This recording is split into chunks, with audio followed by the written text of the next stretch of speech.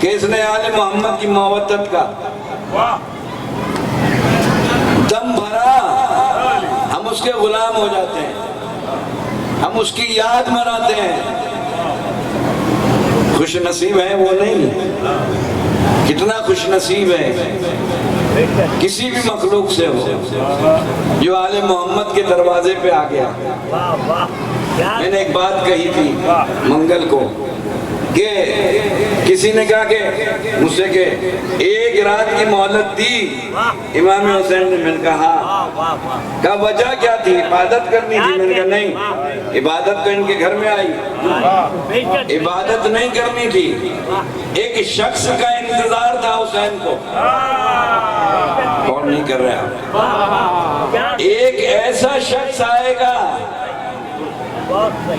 جو دنیا میں انقلاب برپا کرے گا، اکیلا نہیں آئے گا، بیٹے کو بھی لائے گا، غلام کو بھی لائے گا۔ تاریخ لکھے گی کہ لاکھوں میں ایک کی ذہنیت بدلی، حرس علیہ السلام بن گیا۔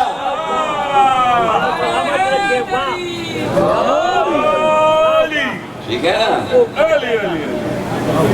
مکتب تشیع موت سے ڈرنے کا نام نہیں ہے، موت سے لڑنے کا نام ہے۔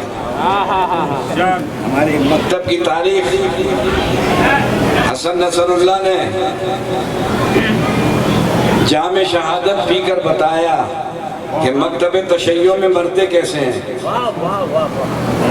ہمارے ہاں زندگی اور موت کا پیمانہ یہ ہے کہ جئیں گے بھی تو آل محمد کے نام پہ، مریں گے بھی تو آل محمد کے نام پہ۔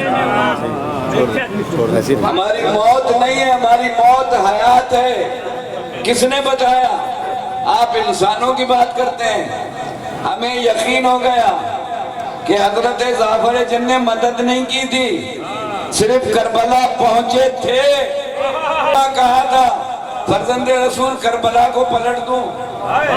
حسین چاہتے تو کربلا کیا کائنات پلٹ دیتے۔ انہوں نے کہہ کے حجت تمام کی۔ ہم نے کہا جعفر صرف تم نے حسین سے یہ جملہ کہا کہ کربلا پلٹ دوں، قیامت تک ہم تمہارا ذکر کریں گے۔ اس سے بڑے بھی اب پتہ چلا مکتب تشیع کتنی محسن پرست قوم ہے۔ ہم احسان فراموش نہیں ہے، ہم تو اس کو یاد کرتے ہیں جو صرف پہنچا تھا، جو صرف پہنچ جائے حسین کی نصرت کا دل میں ارادہ لے کے، تو ہم اس کی یاد مناتے ہیں۔ ہر سال یہ سالانہ مجلس ہوتی ہے حضرت جعفر جن کی، کیوں؟ حسین کی نصرت کا ارادہ کیا۔ تو جو ارادے پہ اپنی جان دے اسے مکتب تشیع کہتے ہیں۔ ارادے پہ جان دینے والوں کا نام ہے مکتب تشیع، اور جو عمل کرے تو پھر اس کے لیے ہم کیا کریں؟ یاد رکھو، ہم مخلوق نہیں دیکھتے،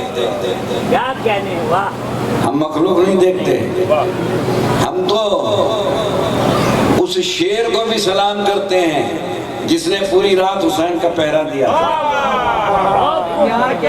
نشان موجود ہے، آپ کربلا میں سب زیارت کرنے گئے، ہم تو اس کا بھی احسان مانتے ہیں۔ کیوں؟ انسانوں سے زیادہ ہر مخلوق کا احسان مانیں گے۔ یہ آل محمد نے سمجھایا، یہ آل محمد نے بتایا کہ یہ تو جعفر جن ہے جو کربلا میں پہنچا تھا، مگر ایک صحرا تھا۔ آؤ آج سنو، شب جمعہ بھی ہے، سنو در بطول میں صحرا تھا۔ واقعہ کربلا کے بعد سید سجاد ایک صحرا میں بیٹھے ہوئے تھے، سخت ترین گرمی تھی۔ امام کی نظر پڑی، ایک شخص آ رہا ہے جس کا پیر ایک رکاب میں اور ایک رکاب سے پیر نکلا ہوا ہے، پیاس کی شدت سے زبان باہر ہے۔ آ کے اپنا گھوڑا امام کے خیمے کے قریب روک دیا۔ امام نے اس کو اپنے ہاتھ سے گھوڑے سے اتارا، اپنے خیمے میں لے گئے۔ سب سے پہلے امام نے ٹھنڈا پانی کا جام لیا، اس کو پانی پیش کیا، اس نے پانی پیا۔ پانی پینے کے بعد امام نے دسترخوان لگایا، کہا کھانا کھاؤ۔ امام دیکھ رہے ہیں وہ کھانا تناول کر رہا ہے۔ جب کھانا کھا چکا امام نے کہا تھوڑی دیر آرام کر لو، تھک گئے ہو، سمجھو مکتب تشیع۔ سو گیا۔ جب اٹھا امام نے اشرفیاں دی، کہا کیوں دے رہے ہیں فرزند رسول؟ کہا ذات سفر ہے۔ جب امام نے اشرفیاں دی تو داڑیں مار مار کے رونے لگا۔ کہا فرزند رسول آپ نے میری اتنی خاطر تواضع کی، مجھے لگتا ہے کہ آپ نے مجھے پہچانا نہیں، بس یہ کہنا تھا۔ امام کہنے فرمانے لگے جس وقت تم آ رہے تھے نا، تمہارا پیر ایک رکاب میں تھا اور ایک رکاب سے نکلا تھا، میں نے تمہیں اسی وقت پہچان لیا تھا۔ تم وہ ہو جس نے میرے بھائی علی اکبر کے سینے میں پرچی کا پھل مارا تھا، مگر اس وقت ہم مہمان تھے تمہارے، آج تم ہمارے مہمان۔ سمجھے مطلب تشریح؟ جو بھائی کے قاتل کو بھی پانی پلائے، جو بھائی کے قاتل کو بھی کھانا کھلائے، کتنے کریم ہیں آل محمد۔ تو پھر کیوں نہ کرے حضرت جعفر کا تذکرہ، کیوں نہ خراج تحسین پیش کرے ان کو جو رجب کی پہلی جمعرات کو اس دنیا سے رخصت ہوئے۔ بیر العلم کی جنگ کے بعد مولا نے آپ کو سردار بنایا تھا جنات کا۔ جسم پہ کوئی ایسی جگہ نہیں تھی جہاں حسین کے زخم نہ ہو۔ وہاں سے حضرت جعفر کی زوجہ اور بیٹے کا گزر ہوا، دوڑتا ہوا گیا۔ بیٹے نے کہا آپ یہاں آئے؟ حسین کربلا میں زخموں سے چور۔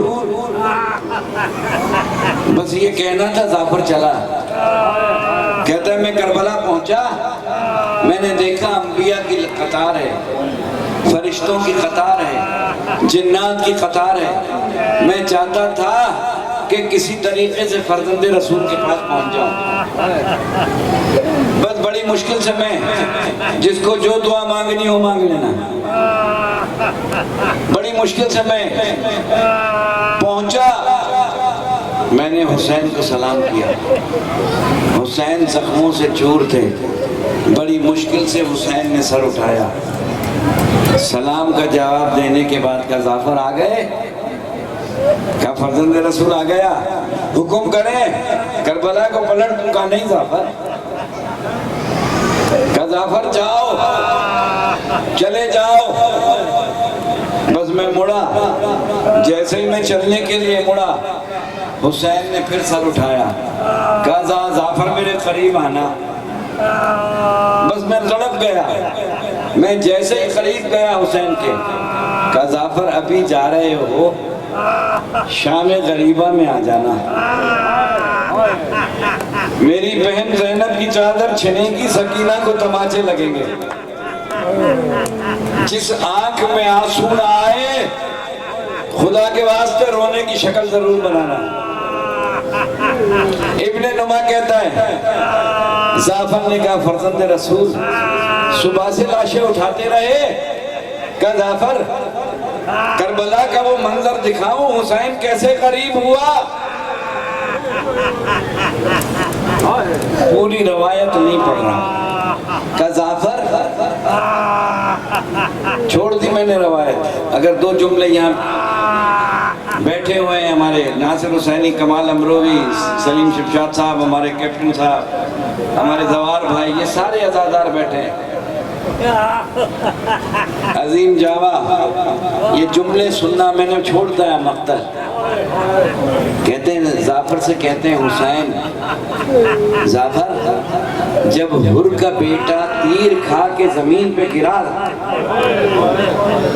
حر اٹھے جانے کے لیے میں نے حر کا بازو پکڑ دیا، میں نے کہا حر تم نہیں جانا؟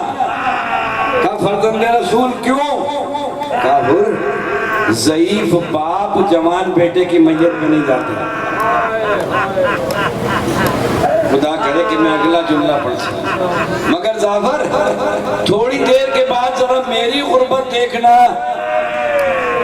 جب 18 سال کے کڑیل جوان نے سینے پہ برچھی کا پھل کھا کے مجھے آواز دی، میں کبھی اٹھ کر گرا، گھٹنیوں کے بل چلتا ہوا آواز دے رہا تھا، اکبر. میری آنکھوں کی روشنی، اکبر مجھے بتاؤ تم کہاں ہو؟ اکبر مجھے کچھ دکھائی نہیں دیتا.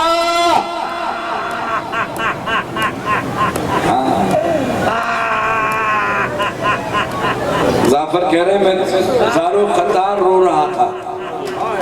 میں نے کہا فرزند رسول بس.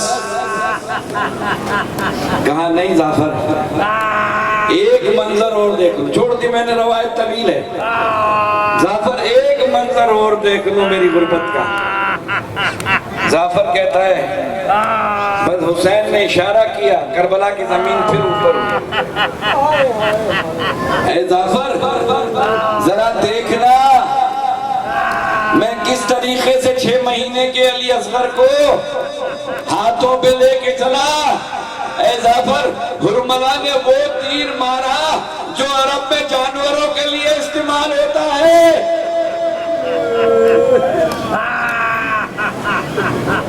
اے جعفر میں چاہتا تھا کہ علی اصغر کے لاشے کو خیمے میں لے جاؤں، مگر جیسے ہی میں خیمے کی طرف دیکھتا تھا کبھی خیمے کا پردہ اٹھتا تھا کبھی گرتا تھا.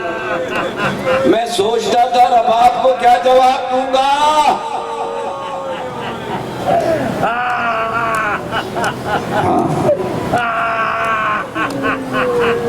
اے جعفر چلے جاؤ، اس وقت آ جانا جب میری ماں بہنوں کی چادریں چھنے، جب سکینہ تماچے کھائے.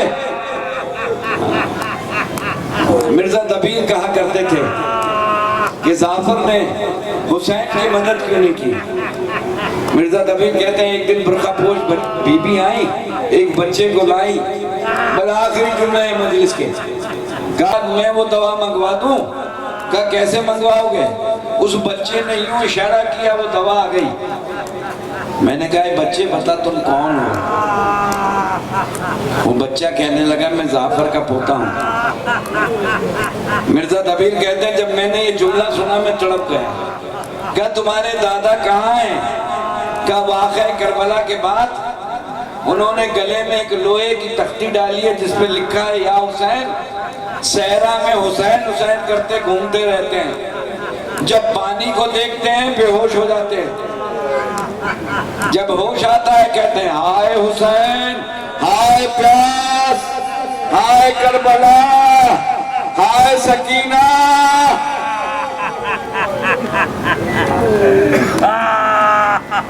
کہا جعفر سے کہو ایک دفعہ مجھ سے مل لے. کہا میرے دادا واقع کربلا کے بعد کسی سے ملتے نہیں ہیں. کہا اچھا آج دادا کو کہنا کہ مرزا دبیر نے کہا ہے تمہیں حسین کی ماں کا واسطہ، ایک دفعہ مرزا دبیر سے مل لو. مرزا دبیر کہتے میں مغربین کی نماز سے فارغ ہوا، میں نے دیکھا ایک شخص میرے حجرے میں آ کے بیٹھا ہے. میں نے سلام کیا، اس نے جواب دیا. میں نے کہا میں آپ کو پہچانا نہیں، آپ کون ہیں؟ وہ شخص کہتا ہے اتنا بڑا واسطہ دینے کے بعد پوچھتے ہو کہ میں کون ہوں؟ اے مرزا تم نے حسین کی ماں کا واسطہ دیا، میں جعفر جن ہوں. بس مرزا دبیر کا سننا تھا. مرزا دبیر زمین پہ بیٹھ گئے. کہا جعفر کربلا کی سنانی تو سناؤ. بس مرزا دبیر کہتے ہیں جعفر نے مجلس شروع کی. جعفر مجلس پڑھتے جاتے تھے، کہتے جاتے تھے اے مرزا وہ وقت عجیب تھا جب حسین کے خنجر چل رہا تھا، 70 قدم پر بہن دیکھ رہی تھی.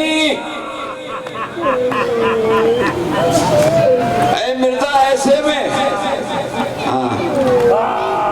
سرکار نخن صاحب، سرکار آیت اللہ نخن صاحب علی اللہ مقامہ کے جملے پڑھ رہا ہوں. اے مرزا ایسے میں خولی نے شمر سے کہا حسین زندہ ہیں کہ نہیں؟ مجھے معاف کر دینا جتنے سادات بیٹھے ہیں، اگر کسی آیت اللہ کے اور سید کے جملے نہ ہوتے میں نہیں پڑھتا۔ خولی کہتا ہے شمر حسین زندہ ہیں کہ نہیں؟ شمر کہتا ہے ابھی بتاؤں کہ حسین زندہ ہیں کہ نہیں؟ شمر کہتا ہے چلو حسین کے خیمے لوٹے، حسین سر اٹھاتے ہیں۔ اے مرزا، جیسے حسین سر اٹھاتے ہیں خولی حسین کو زلفوں سے پکڑتا ہے۔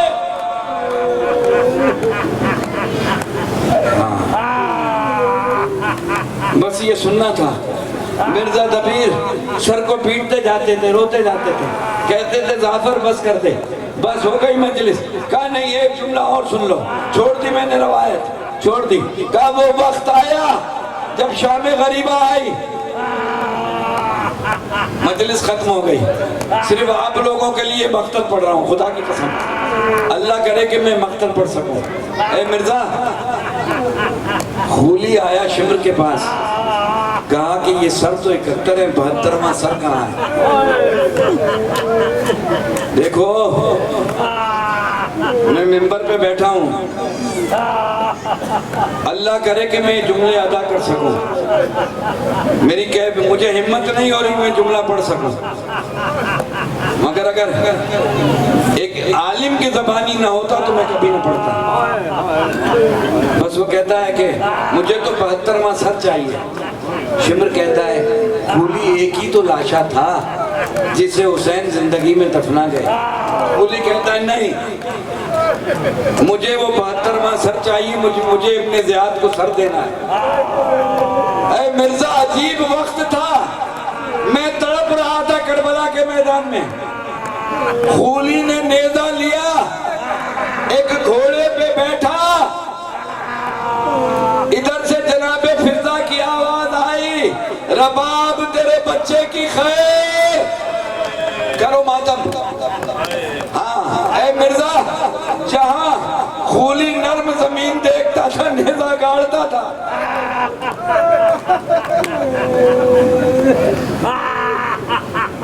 ہاں شرما کے نہ رونا، اللہ جانے زمانے کا امام خون کے آنسو رو رہا ہوگا، آپ تو آنسو بہا رہے ہیں، میرا شب جمعہ ہے، میرا امام خون کے آنسو رو رہا ہوگا۔ جہاں نرم زمین دیکھتا تھا، مجھے معاف کر دینا میں جملہ پڑھنے جا رہا ہوں، جہاں نرم زمین دیکھتا تھا یا نیزہ گاڑ دیتا تھا، یا ایک جگہ مرزا اس نے نیزہ گاڑا علی اصغر کا ننھا سا لاشا، نیزے میں الجھ کے آیا، نیزے سے علی اصغر کے لاشے کو جدا کیا، علی اصغر کا سر کاٹا، نوک نیزہ پہ بلند کیا، ماتے